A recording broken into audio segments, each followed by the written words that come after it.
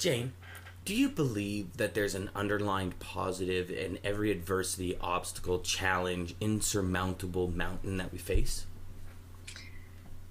Yeah, I think there can be. It just made me think of an experience I had a few years ago. One of my first books was something called 21st Century Discipline.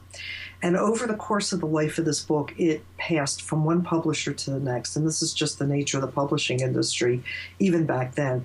I initially wrote this book around 85, 86, 87-ish. And I had signed a contract with Instructor Magazine.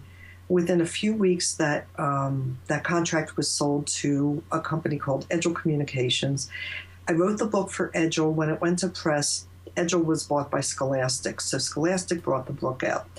The book was in print for many, many years, and then I decided I wanted to do a second edition. I got the rights back and did the book for another company, Fearon Book Publishing, and then they were sold to another company, and another company ate them. I mean, it's the old Pac-Man routine, where all these companies are gobbling up other companies.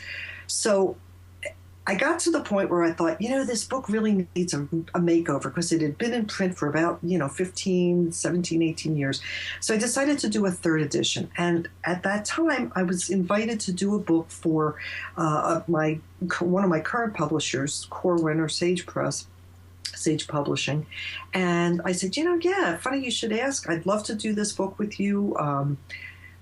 Let's do a third edition of 21st Century Discipline. So I revised the book. It goes ready to go to editing. And then out of the blue, I get a letter from the previous publishers saying, wait a minute, you can't do this. We own the rights.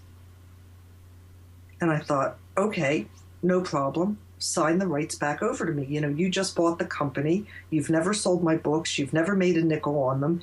You've never done anything with them. You've never shown any interest in it. It doesn't look like you have any intention of keeping them in print. And they said, no, that's true. We don't. And I said, okay, could you please send me something that shows that you are assigning the rights back to me? And I got an email that says, we are under no obligation to give you your rights back. Really? Yeah, I'm not making this up. I have this is all documented on my website. This is, and I thought, okay, I had to get a lawyer, because now Corwin was talking about, well, we've invested a lot of energy into this, and if we don't have the rights to this book, and I was like, just stunned. I mean, it's like, first of all, it didn't make any sense to me. Why would somebody withhold the rights for something that they don't want? I mean, that just to this day doesn't make sense. Mm-hmm. And then I realized it does make sense when you put it in a bigger context. And it took me a while to get to this point, because I remember going to bed one night after a couple of weeks of wrangling about this and sweating about this and being really angry about this and starting to feel a little victimized by it all. And I thought, what? Wait a minute. This isn't my life. I don't live a chaotic, I guess if you look around, it's a little chaotic behind the curtains. But the energy in my life is not this kind of chaotic and this many obstacles. There has to be a reason for this. And it's not just, for them to say, haha, we're not going to give this back to you. Mm-hmm, mm-hmm. And I thought, I'm going to bed. I've got to leave this in bigger hands. Because if there's a purpose here, I don't know what it is. But it can't be just sheer meanness.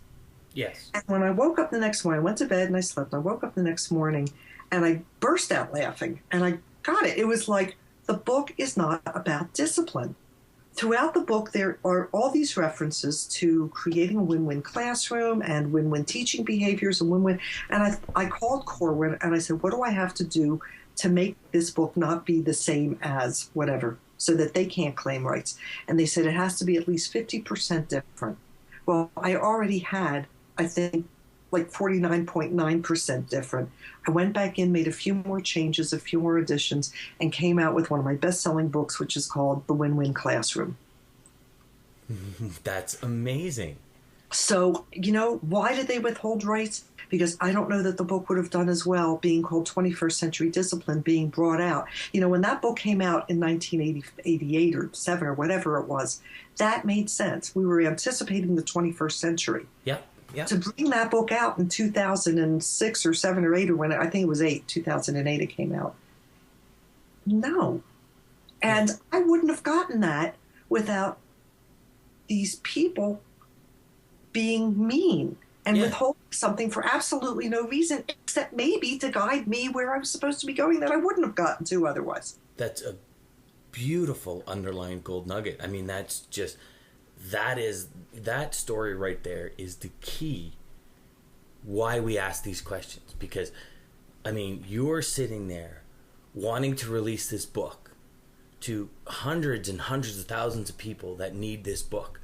They have no want in it. They don't need it, but yet they won't release the rights to you. Yeah, they're not making money off of it. They just have to benefit in no way. Just to simply be tough, hard, straight to the point. We're not doing it.